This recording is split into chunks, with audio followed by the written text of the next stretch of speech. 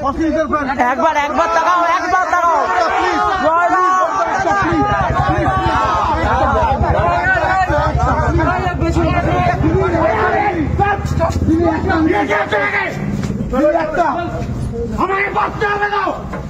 Recently Rupam ইসলামের একটা video কিন্তু প্রচন্ড পরিমাণে সোশ্যাল মিডিয়াতে ভাইরাল হয়েছে।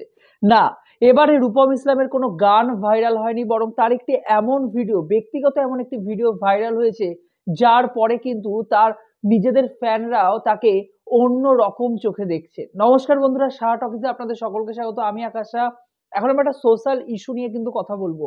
দেখুন, সব থেকে বড় বিষয় হলো একজন সুপারস্টার বা একজন শিল্পী যেই হন না কেন, তার কিন্তু একটা ব্যক্তিগত স্পেস রয়েছে, তার একটা ব্যক্তিগত জায়গা রয়েছে।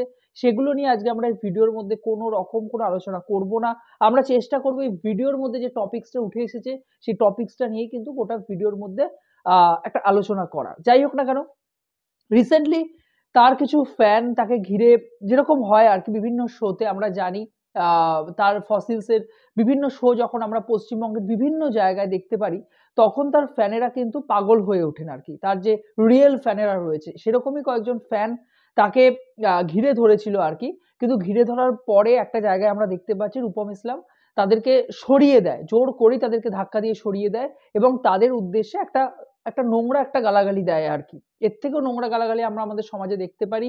কিন্তু এই গালাগালিটা ওখানে যে কয়জন ফসিলস এর ভক্ত ছিল, বা বলা যেতে পারে টোটাল যে ভক্ত রয়েছে ফসিলস, তাদের সবার হৃদয়ে কিন্তু আঘাত লাগে। তো এই যে মূল বিষয়টা, রূপম ইসলাম কেন এই গালাগালিটা সেখানে দাঁড়িয়ে দিয়েছিলেন, এবং তিনি একটা কথা বলেছিলেন যে আমাকেও বাঁচতে হবে। তো এই কথাটাই বা একজন শিল্পী কেন এত জোরে, এত কষ্টের সাথে তার ফ্যানদেরকে বলছেন, আসুন এই ভিডিওর মাধ্যমে আমরা ডিটেলসে কিন্তু আলোচনা করার চেষ্টা করব।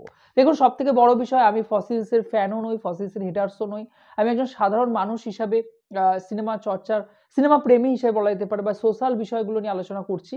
তো প্রথমে যে বিষয়টা নিয়ে আমরা আলোচনা করব সেটা হলো, দেখুন, একজন সুপারস্টার বা যে কোনো একজন শিল্পীর প্রধান দায়িত্ব কিন্তু তার ফ্যানদেরকে খুশি রাখা। ফ্যানদের জন্যই কিন্তু সে এত বড় পজিশনটা, আজকে জায়গাটা সে রয়েছে। তার লাখ লাখ ফলোয়ার্স, সে যেখানে অনুষ্ঠান করতে আছে সেখানে হাজার হাজার মানুষ দৌড়ে আসছে, তার ব্যান্ডের টাকা চলছে, তার সংসার চলছে, তার যে কোনো রকমের আনন্দ সুখের জীবন কিন্তু এই ফ্যানরাই তাদেরকে জুগিয়ে দেয় আর কি। তো তার ফ্যানরা যখন তার কাছে আবদার রাখে, দেখুন এই বিষয়ে আমার একটা গানের কথা মনে পড়ছে, সে আমার ছোট বোন বলে মান্নাদের গানটা যদি আপনারা শুনে থাকেন, সেখানে একটা লাইন রয়েছে যে শিল্পীরা যখন শিল্পের বাইরে চলে যান, তাদের যখন একটা ব্যক্তিগত স্পেস থাকে, জায়গা থাকে, মানুষ কিন্তু সেগুলো দেখতে চান না। মানুষও তার থেকে এন্টারটেইন চান, এন্টারটেইন চান, এন্টারটেইন চান। যখনই এন্টারটেইন সে দিতে পারবে না, যখনই সে ফুরিয়ে যাবে, তখন কিন্তু এই দর্শকরাই তাকে লাথি মেরে বের করে দেবে। তো এই ফসিলসের ক্ষেত্রেও কিন্তু এই কথাটা প্রযোজ্য হয় যে রূপম ইসলামের এই যে জায়গাটা, সে আজকে এই জায়গাটায় রয়েছে, সেটা কিন্তু পুরোপুরি তার ফ্যানদের জন্য।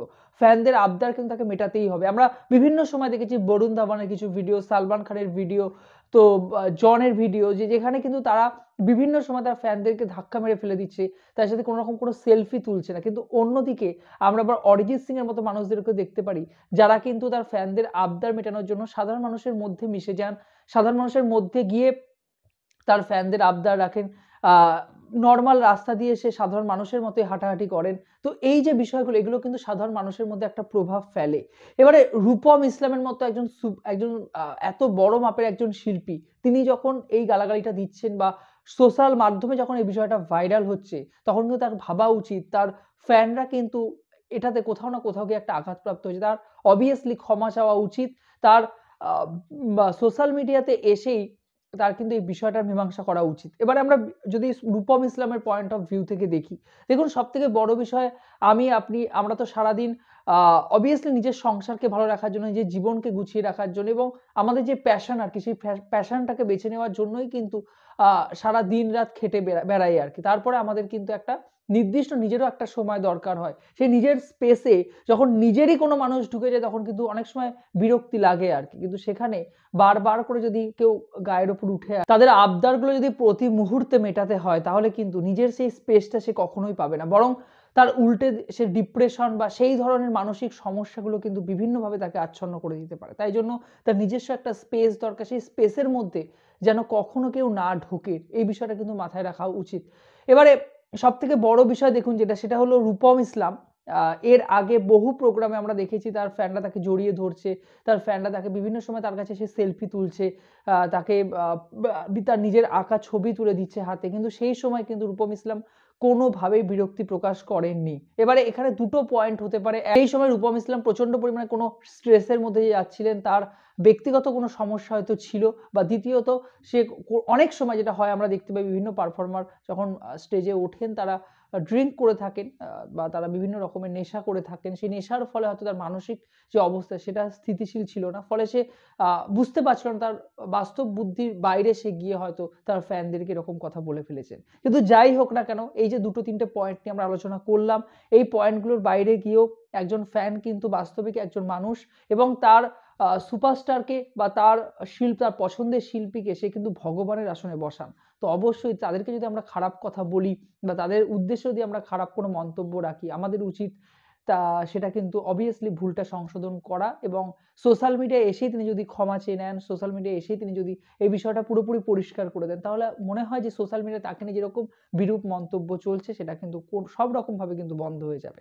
আর এক পক্ষ রয়েছেন যারা কিন্তু বাস্তবিক অর্থে রূপম ইসলামের হেটার্স, যারা রূপম ইসলামের ফ্যানদেরকে ছাপড়ি বলে, যারা রূপম ইসলামকে মনে করেন মদখোর মাতাল, তারা কিন্তু এই বিষয়টার সৎ ব্যবহার করছেন। তারা এই সোশ্যাল মিডিয়ার ক্লিপটাকে ইউজ করে নোংরা মিমস তৈরি করছেন, তারা এই ক্লিপসটাকে ইউজ করে নোংরাভাবে কিন্তু রূপম ইসলামের বিরুদ্ধে গিয়ে তাকে খারাপ করার, তার যে একটা ফেস ভ্যালু ছিল সেটাকে কিন্তু খারাপ করার চেষ্টা করছেন। এই ধরনের মানুষ সোশ্যাল মিডিয়ায় বারবার করে কিন্তু আমরা দেখতে পাই। শুধুমাত্র একটা পক্ষের শুধুমাত্র তারা সাপোর্টার তা নন, তারা তাদের উদ্দেশ্য হলো সমাজে বিভিন্নভাবে অসন্তোষ সৃষ্টি করা। তো এদের থেকে দূরে থাকুন, এদেরকে খুব একটা গুরুত্ব দেওয়ার দরকার নেই।